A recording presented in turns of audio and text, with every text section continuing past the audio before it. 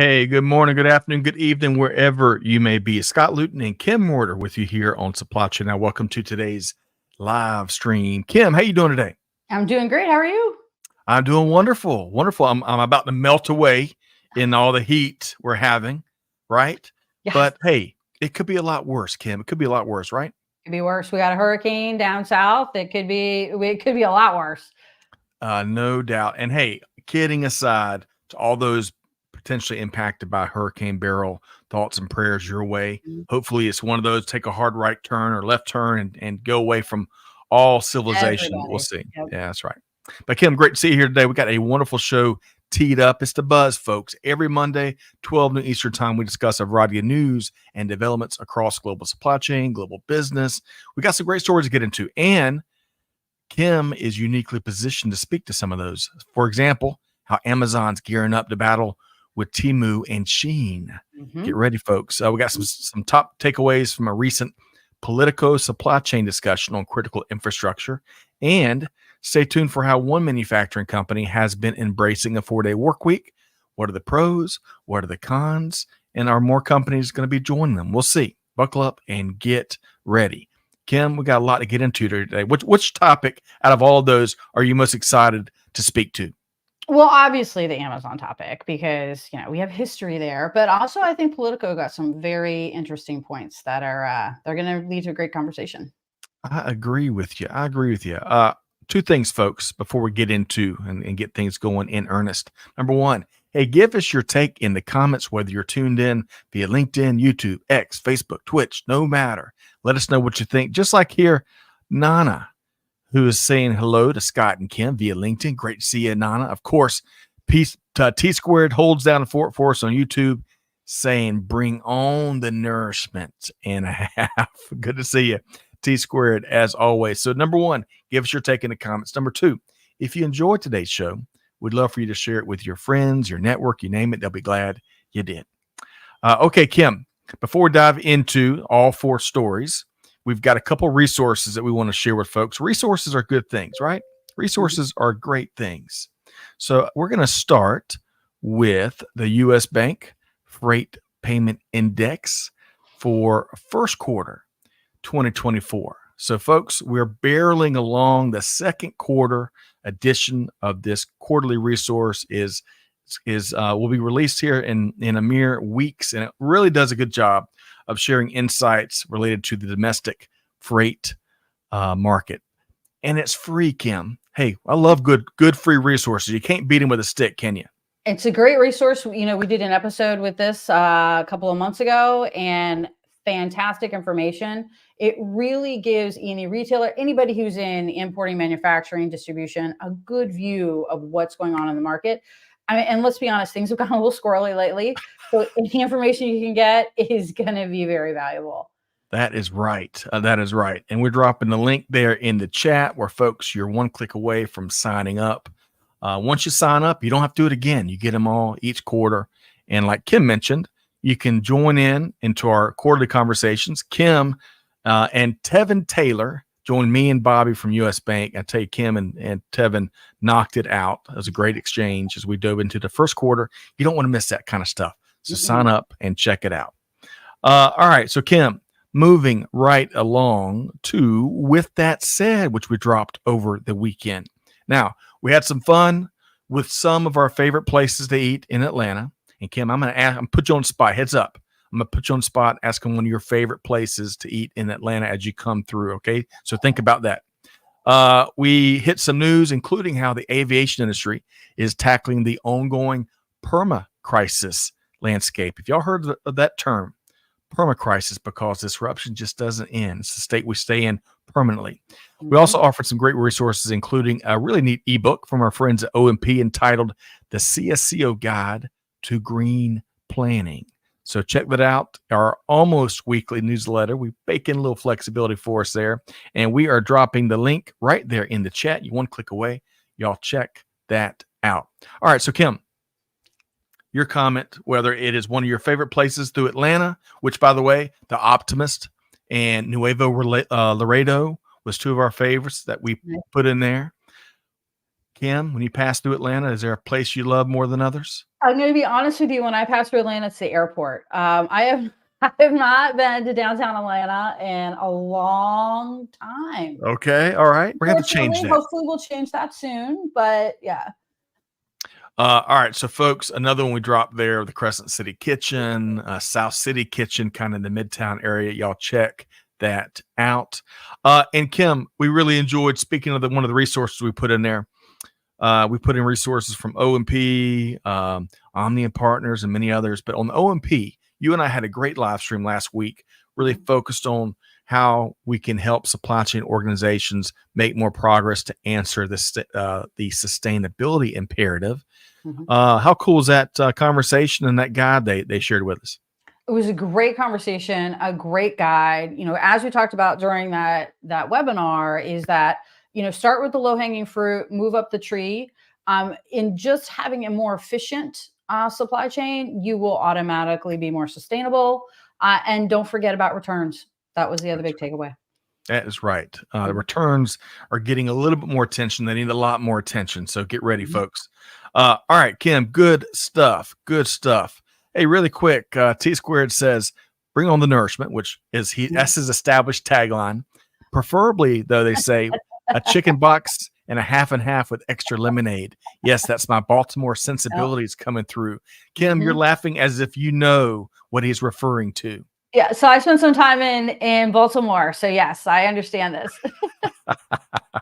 Oh, good stuff. Always good to have you here, T Squared. And Matthias via YouTube. What are we talking about? Well, folks, Matthias, we're talking about all things business and global supply chain today. We're talking about a little e-commerce. We're talking about critical infrastructure and even some food and beverage trends. So we'd love to get your comments throughout today's live session. Okay, one more quick tip, folks. I'm a huge YouTube fan. I enjoy a lot of my content on there, a lot of variety of channels. You can find Supply Chain Now conveniently on YouTube. You can even check out replays of that conversation Kim and I were just talking about. So check it out and add it to some of your faves. Okay, so Kim, we got a lot to get into, and we're starting. We're not saving the best for last. We're going to start perhaps with the best here today. And we're gonna dive right into this story here. Interesting story from our friends at Retail Dive, focused on Amazon reaching a market cap of $2 trillion and rumored plans in the works for Amazon to better compete with Temu and Shein. Which, if y'all haven't seen those growth numbers, very interesting.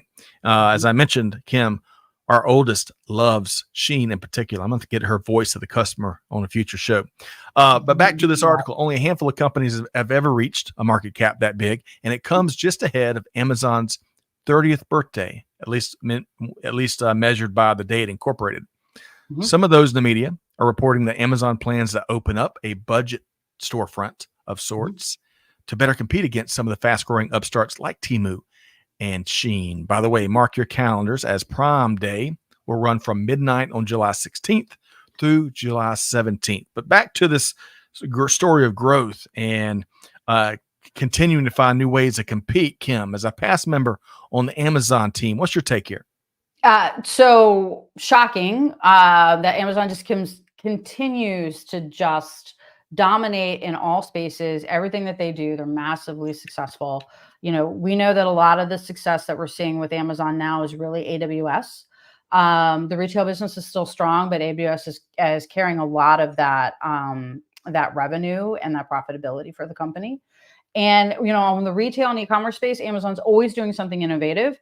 If you're not already familiar, Amazon's been doing Amazon Basics and sort of their own brands of home decor, household products, including fashion. So it makes sense for them to sort of spotlight on something they've already been doing to try to compete with those other markets. I'm hoping that when Amazon does this, they take some sort of the sustainability and ecological factors into play when they do this, because I would love to see them not just jump into fast fashion and not address some of the negativities about it. So we'll see what happens with it. But Amazon's got more in store. There's more coming. There is undoubtedly, and take it from Kim, who's spent time on that innovative organization there at Amazon. And just as we all know as practitioners, they certainly are a super competitor, and it's just amazing all the stories that roll out there. Now, Kim, it just so happens that I placed an Amazon order this morning before I came on. And did you get it yet? no, well, that's like perfect. I know you're kidding, but that's a perfect question asked, because I love that option where you can combine items, right? So they can make one trip to your home and sometimes use less packaging. And I try to preach that, not holier than thou, but I try to share that a lot, right? Because I think a lot of folks will place that order. They want everything as quick as you can. And the tremendous opportunity we have as consumers. I mean, you're going to get, do you really need that pair of socks, in less than like same day or overnight? No, if you just create a little bit of slack. I'm not making a consumer voice any less important than what should be, but we have active choices we can make as consumers to help. Right? Yeah. To help. And just because we can get it in 2 to 4 hours doesn't mean we should get it in 2 to 4 hours. We need to have it in 2 to 4 hours. Your thoughts there, Kim? Training of the consumer that needs to happen, right? Because we spent over 10 years training consumers to be like, I want it now, no matter what. Like, I want to have the retail experience on e-commerce, which means I'm walking out the door with it in my bag, and we need to get as close to that as possible. Well, we've seen the outcome of that, right? Like, we have logistics companies growing out of the woodwork. Amazon is doing their own logistics now. Walmart is doing their own logistics now. Target is doing their own logistics now. We didn't take into effect that convenience comes at a price, right? And we're starting to see the impact on the environment, courier, fast fashion, things like that. So it's interesting to see Amazon again be at the forefront of how do we bring that back a little bit? The service is still available to you if you need it, but to give the consumer options. And I think there's a very smart way for them to approach it. Agreed, Kim. And one last point before we move on. I think everybody in supply chain loves talking about Amazon. At least that's been the case since we started Supply Chain Now, because it really is. It gives you plenty to talk about. But, a year or so ago, maybe a little bit longer, we reported on Amazon's efforts to use less corrugated, right? And I haven't seen any of the latest data. They had some early initial wins, but what I can say as a consumer is it looks like the packaging sizes have generally been more accurate since they rolled that out, from what I can tell. Any quick thoughts there, Kim? So a couple of things. One, more accurate. They're using more manufacturer packaging. There's no need to overpackage something. You have the option not to overpackage something. They will ask you, can we ship it to you in shipper's packaging? If it's not for a birthday gift for your child, you can probably save some money and some corrugate with that thing. So there are ways for you to continue to, still engage with Amazon, but do your part. And so they've done a better job with that. You can choose not to have over packaging, which makes a big difference. And then I think you'll also notice that Amazon's been embracing the mailer pouch, as we call it, a lot more. That's right. That's right. Interesting stuff, as always. Appreciate that, Kim. And folks, y'all check out the read from the folks. I think it was over at Retail Dive. Check it out. Okay, Kim. From there, we mentioned this interesting Politico article. Now, folks, this is, you may know Politico. See, I always get it. I always want to add that L. Politico. It's a leading political news site. You may read its articles. It's one of my faves over the years. It recently hosted an in-person event that featured a mix of government, public, and private sector leaders discussing the topic of securing America's supply chain for critical infrastructure. Now, one quick comment. When you think of critical infrastructure, don't only think about the power grid, right? I know we've got a nuclear power site there, but think of water, right? Think of access to information. Think highways and byways. Really expand. Think, frankly, stadiums where lots of folks are at. All of that is critical infrastructure. Now, there's 4 key takeaways, Kim, from this discussion as identified by Politico. Let's see. The first one: hackers remain a serious threat to U.S. critical networks. Well, I think most of us would say, "Duh," right? Okay. But hey, I'm still gonna talk about it for the 3 folks out there that don't get that yet. That's okay. Secondly, the U.S. is on path to hit the target for 155 millimeter shell production goals. Now, just in case you're not aware, there's been lots of conversations around the U.S. and NATO's ability to keep those artillery shells and that supply chain going not only for Ukraine and their efforts against the Russian invasion, but to protect stockpiles that we have across NATO. So it seems like there's good news there. Thirdly, again, no surprise to anybody, the workforce remains a limiting factor in many ways. Fourth, the red tape sometimes gets in the way of domestic sourcing. Now, Kim, with those 4 items, this key takeaways from the Politico event in mind, pick one and give us your thoughts on that. Number 4 really stuck with me. We're limiting our ability to source raw materials in this country, which limit our ability to have our own manufacturing and buy American and all of those things. But when we lay on top of that, the fact that we are putting additional tariffs and taxes on the raw materials that we import from especially countries like China, we've really put ourselves in a really tough position in order for U.S. manufacturing to be successful. You can't source it for a good price. It's very expensive for us to get it here in the United States. Something has got to give. We have got to commit to manufacturing in the United States, and we have to make the appropriate moves to make that happen. Well said, Kim. I completely agree. And, just like it's been leaving our shores for decades, we're not going to overnight it in terms of the rebuild, right? Yes. It really needs, it's going to take some time. And like you called out, a dedicated effort between the private, public, and the government sectors. A couple quick things. Let's see, the workforce. We're going to talk on the workforce in just a second, but folks, we're all keeping our eyes on that potential dock worker strike in the East and the Gulf Coast ports. The last strike there was in 1977. So what? My math is challenging, Kim. That's let's see, 37 years. No, 47 years. 47 years. I should know that. I was a child of the 70s. Anyway, 47 years. The current contract there expires at the end of September. Okay.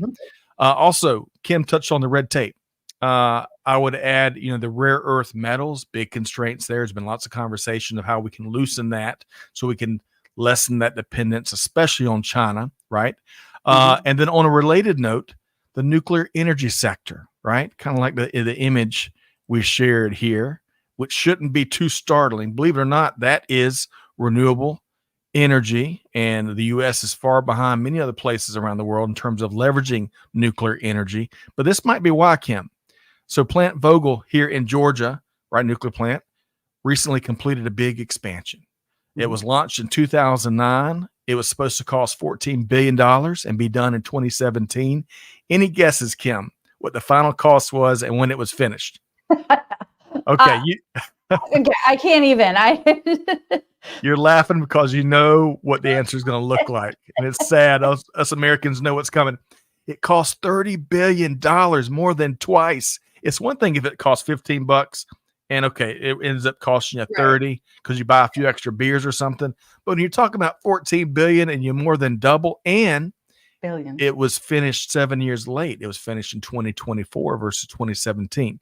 Now, back one last thought on critical infrastructure. And Kim, I welcome your comments here, but from EV to all of our data centers to everything. Think of everything you plug in and have to recharge. The electrical power grid. They're already projecting when certain states will be hitting the limit unless new plants are built, nuclear, solar, otherwise. I mean, we're going to be hitting over the next decade or two. I think there's going to be some real eye openings, especially if we cannot find a way to do it, to expand and invest more efficiently and somewhat on target. Kim, your quick thoughts there. Yeah, our infrastructure, all of our infrastructure is so far behind. We didn't even talk about logistics infrastructure. I mean, come on, how did we not talk about logistics infrastructure? But our rail systems everything, we have to invest. This is also keeping us from being competitive for our, controlling all of our own costs, doing our own manufacturing. Like not having a strong logistics infrastructure in our country is limiting us on so many factors. You can go to Europe and you can get across Europe by train in like 3 days. It doesn't cost much. It's readily available to everybody. Here, it's not even available. It is kind of, but you got to jump a couple different trains, and it's rather expensive. Right.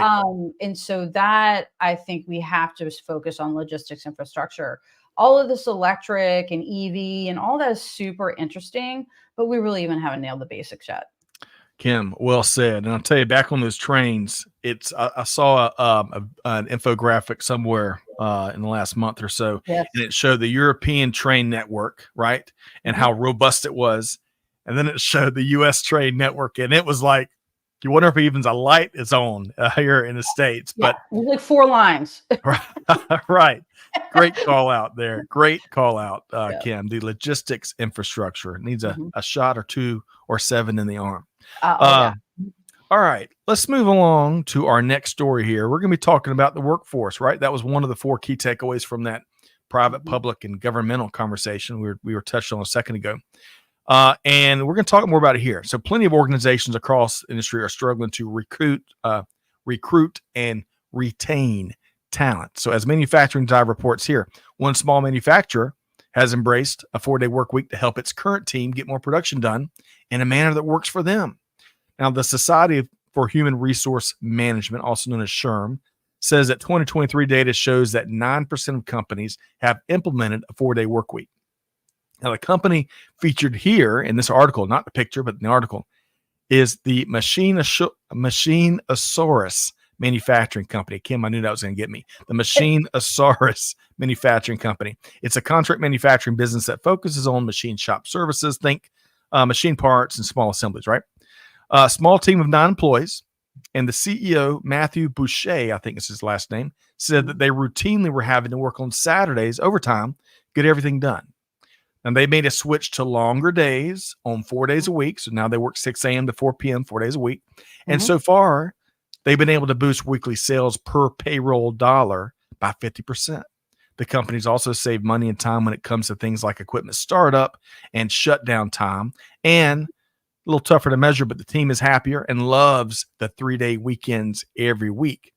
Now, the change has presented a few challenges too, though, such as no deliveries on Fridays, which Machine-Asaurus customers have had to get used to a bit. Now, some experts point out that a 4-day work week may present unique challenges to process manufacturers in particular as they look to shut down things after 4 days of production, and they got to better manage that so you don't lose product, right? Especially in WIP. Yep. Now, regardless, when it comes to talent, a 4-day work week proves pretty popular as shown by a variety of recent surveys, which means it could be used as a recruiting tool. Now, Kim, your thoughts on the 4-day work week? We need to evolve how we work, right? So the 9 to 5, 5 days a week, I think that was Ford that came up with that, and that supported manufacturing of the automobile. And so we've been working that way since 1901 about, and I think it's time for us to think about it a little differently.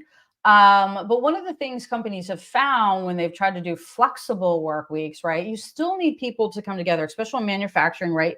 Not everybody can just do whatever they want whenever they want to do it.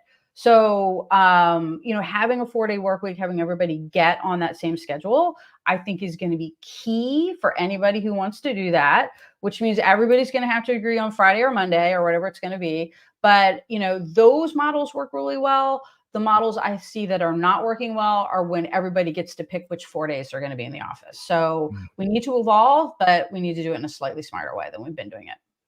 I love that, Kim. And it's not a standard fit for everybody, right? Especially this was a smaller manufacturer in this kind of case study that Manufacturing Dive reported on. Imagine a plant, 100 times the size, right? Yeah, exactly. Would have to take probably a more nuanced approach to that. But nevertheless, it is fascinating. I love how you point out, when the 5-day work week was established forever and a day ago, right? And I think a lot of us are trained as human in our brain Monday through Friday, and then we got 2 days. I kind of like. Dolly wrote a song about it, 9 to 5. Right. Oh, Dolly Parton, love it. What's a buzz without the Dolly Parton reference, right? But I love how this company has leaned into a new way of doing things, right? That especially in this case seems to benefit, at least early on, the team members, especially in this day and age where you're competing fiercely for talent, and you're battling fiercely to keep the talent, not just keep the talent on the organization, but keep them happy, right, and fulfilled. And that's a big part of the challenge, right, Kim? And attracting new talent. I think that's the other piece that we have to look at too. I was talking to some people recently that made a shift from saying, hey, we require all of our new employees to relocate to our headquarters. And the reason they did that was because they couldn't attract young talent. They didn't want to move, or they couldn't get the right amount of talent, or the talent wouldn't stay. That was the other thing too. The talent would come, they would cash in, and then they would leave. So yeah, in order to attract new talent and maintain that talent, everybody's going to have to think about something differently. That is right. Excellent point. All right. So folks, y'all check out this read from our friends at Manufacturing Dive and let us know what you think. And by the way, if you work in a 4-day-a-week operation, manufacturing or otherwise, let us know what you think. We'd love to get your feedback there. Okay, Kim, we're going to have a little fun with this last story here. Are you ready? I am. Look at this. Look at the picture alone. The picture alone kind of gives you something to talk about. All right, so let's talk about what some of the next food and beverage trends might be. So CNBC shared some of the key takeaways from the annual Summer Fancy Foods show in New York City. That kind of reminds me of the Amanda and Catherine behind the scenes got to help me out here. The Office, back in that TV show, had a Finer Things Club, I think was the name of it. It wasn't a Fancy Things Club. It was a Finer Things Club. All right.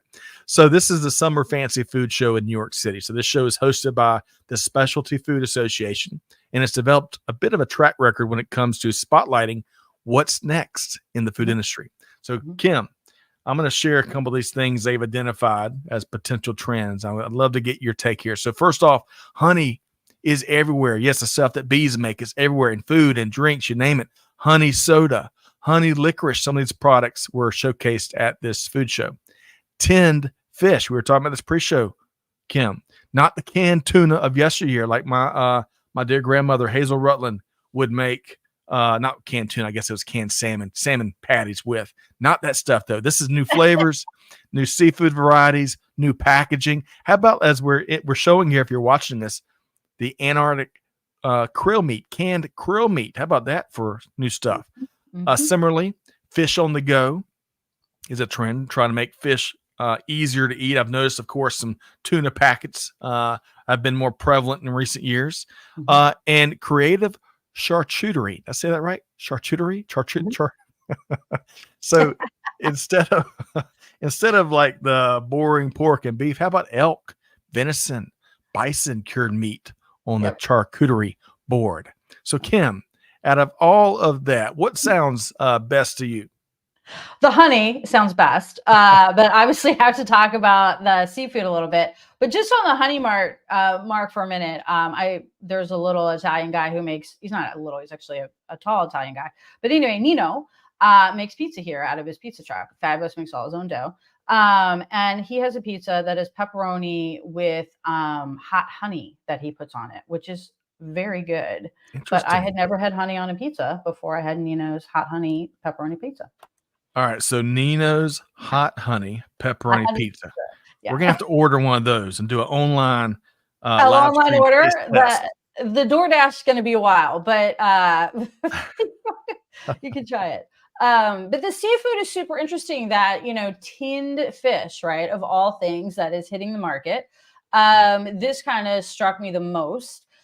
It brings me back to, my grandfather and my father, who used to eat a lot of sardines because they felt like they had nutritional value, which I think they do. But yeah, it's very interesting that we're getting into the tinned meats. And, as we were discussing kind of pre-show, I think it's related to the charcuterie, because this is where people are putting their tinned fishes. And also, smoked fish has been around for a long time. We've been eating lox forever. Cream cheese and lox. So I'm always glad to see seafood at the forefront. Would always love to see it be fresh, but I'll take tinned. So we should establish, Kim, you do a ton of work in the seafood industry, right? I do. Yeah. I help a lot of the Virginia watermen in selling their products and figuring out who they are and what their brands are and all that good stuff. So So helping if you're, everybody make money. that's good. Mhm. If you're in the industry, got questions, reach out to Kim. I think you'd have a Mhm. fascinating conversation. Mhm. Let's see here. Double checking my bases here. Amanda behind the scenes says, "Hey, I want to go to that trade show." Catherine says she's helping me with my pronunciation. Charcuterie.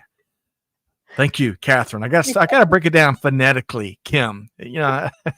So If she could have done little pictures of animals, it might have been a yeah, little bit better. right. Break it way on back. That's right. Let's see here. All right, so folks, we dropped a link to the article. Y'all check it out. Now, I think this is Amanda. My favorite new coffee is a lavender honey latte, Love it. and she is not a big fan of flavored coffee. She says, "How about that?" Mhm. Hey, Larry Klein, great to see you here. Oh, LK says he's having venison from Fort Moore for lunch today. As a matter of fact, okay. Lovely. Amanda says she likes tinned fish trend too. She saw it on a TikTok several months ago. And I have to admit, I bought some tins of smoked oysters and sardines and hot sauce to try. Now, Kim, I'm hoping, if that is Amanda, that she's trying those things outside and not inside, because I can only imagine how they may linger far after the meal is enjoyed, right? It sticks with you for sure. Uh, Edgar's tuned in, I believe from Mexico. Great to see you, Edgar, via LinkedIn. Let us know what food trend or beverage trend that you're fascinated by. And then Larry Klein says smoked mullet is the best smoked fish. Kim, I can't say I've ever had smoked It is mullet. very good. It's oily, so any oily fishes are always good smoked. But yeah, I had right up no there with idea. sardines. All right. A lot of good stuff here. A lot of good stuff. And we'll see, the reason I like kind of talking about some of these food trends and beverage trends, Kim, because if the customers fall in love with, some of them kind of die, after the trade show, never pick up steam. Right. And then others really go bonkers. Mhm. And then you've got the supply chain organization behind it. They got to figure out how to stand up the operation and meet that demand. Right, Kim? Scale. Yep. That's right.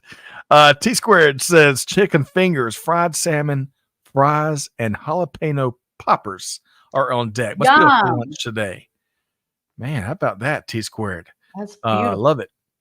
Okay, folks, we have been efficient today on the Buzz. Again, every Monday at 12 noon Eastern Time, you can find us here talking about some of the leading news stories and takes from across global business. And Kim, loved your perspective here today, but also enjoyed your article that you published, I think, to LinkedIn, Mhm. which as we kind of get closer and closer, peak season, it's focused on flow, right? Mhm. So I got to ask you, and I think we're going to drop your article here, that article from Thank you. Kim right here. So you're one click away, folks. Y'all check it out. So what are you writing about next, Kim? So flow is a big part of it. We're going to continue that conversation around flow, but what do companies need to start thinking about for peak season? We're seeing in the market some of the COVID behaviors are happening again, unpredictability in the supply chain, unpredictability in the ocean freight market. We've got some pending ILA conversations that are going to happen, who get huge impacts at some of the ports. So the next one is going to be, what do you need to be doing? And it's going to involve looking very far into the future. I love it. I love it. As far as we can see in the future, Mhm. right? We'll take every single day that we can look at and get out in front of in the future. Mhm. All right. So Kim, if folks want to reach out and talk about that peak season, or if they want, or being able to look in the future and kind of predict what's coming so we can be better prepared, or if they want to talk seafood with you, or they want to talk supply chain with you, how Talk can about folks supply connect with you? chain. You can hit me up on LinkedIn. That's the best place to find me. I love to talk about supply chain. Always available for that. Wonderful. So y'all do that. Kim Reuter, you'll find her right on LinkedIn, and always a pleasure here on the Buzz and on many of other shows. Always enjoy your take and your expertise here. Thank you. Love being All right, here. Thank folks. you. That's right. The demand is growing for Mhm. Kim Reuter. The demand is growing for the Buzz. Demand is growing for all the perspective we had here in Yeah. the comments here today. T Squared says the best trend is breakfast.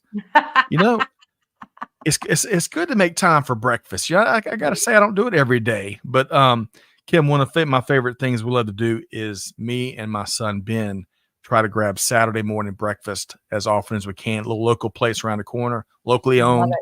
Try to spend some dollars there. So we'll see if we can't make that happen this coming weekend.